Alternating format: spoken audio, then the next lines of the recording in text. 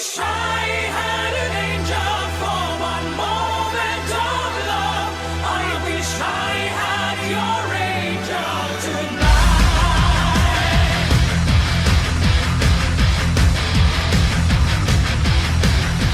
Last time on Supernatural.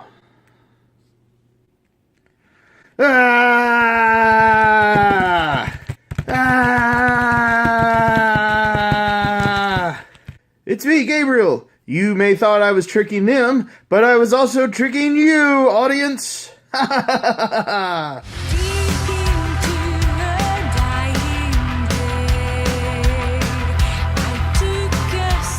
Alright, full confession. I really like the Trickster as a character. I mean, if you ever visit the Winchester family business, you'll see that he is my chosen avatar for the discussion boards, etc. So, on a gut level, I like seeing Richard back again. I mean, that dude is a charming fella. I even think he did a pretty decent job directing it, though I don't think it quite had the flair that his earlier efforts had, which is probably due to him having to split his time between both sides of the camera. Still, pretty good.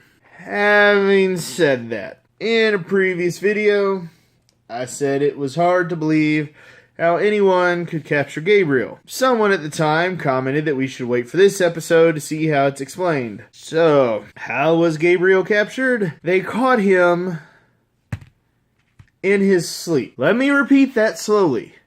They caught an archangel sleeping. Repeat after me, guys. Angels do not sleep. The following are direct quotes from the transcripts on Supernatural Wiki. Episode 504, the end.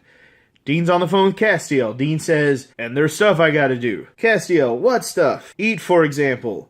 In this case, sleep. I just need like 4 hours once in a while, okay?" Obviously, he's got to explain the concept to the guy. Episode 522, Swan Song. Sam outright says the line, "Angels don't sleep." "I'm no angel." Episode 903. Castiel, experiencing mortality, says, "Well, I better try falling asleep. It's quite a process, isn't it?"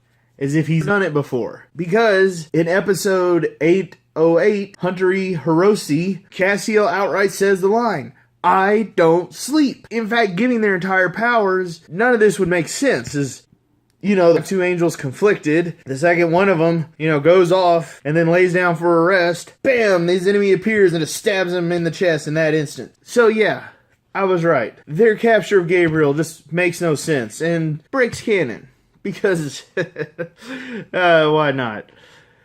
Again, all I can ask is, why not have Gabriel be from that alternate world? It would explain so much in that episode without breaking canon, and we could have even kept everything the same. You just have Loki and their crew hunting down this guy because of a case of mistaken identity, or a kind of, we were denied our revenge when Gabriel was killed the first time, so we're going to take it out on the newbie. Then we have the whole implication that Asmodeus has had Gabriel in his care since way back in Season 5. Now, previously, I mentioned this as a chicken-egg plot. What does that mean? Basically, it's two factors within a plot where both require the other to happen in order to occur. So you can never really answer which came first, because A needs B to happen, but B needs A to happen. Both need each other. One infamous example would probably be the subplot of about the clone army in Star Wars Episode 2, Attack of the Clones. In that movie, you have the Republic requiring the clones to go to war, but there's no war if they don't have the clones. So they kind of need both things to happen for the other.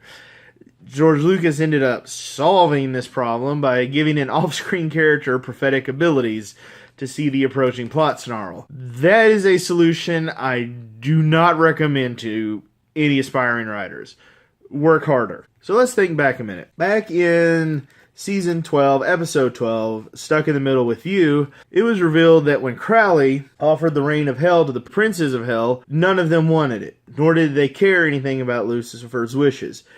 This made sense given Azazel's complaints about the unfaithful way back in episode 422, and it explained why Crowley got to be in charge for the last 7 years. But if Asmodeus had Gabriel on hand to give him an edge in the supernatural style Game of Thrones, why did he never make a play for Hell's throne? Especially during the time when Lucifer was remaining trapped. Why did he never show, say, any concerns over Abaddon's efforts to take the throne, or the darkness's larger threat? Why didn't he show up last year when Lucifer was first loose? Do you see, Asmodeus somehow needs to want the throne of hell, to mess with Gabriel and break him, but he doesn't need to be taking it when it was completely his if he wanted it. And again, these are centuries, if not billions of years old as the universe. Does it even make sense that beings that old, it would only take 7 years to break one of them? 7 years should be nothing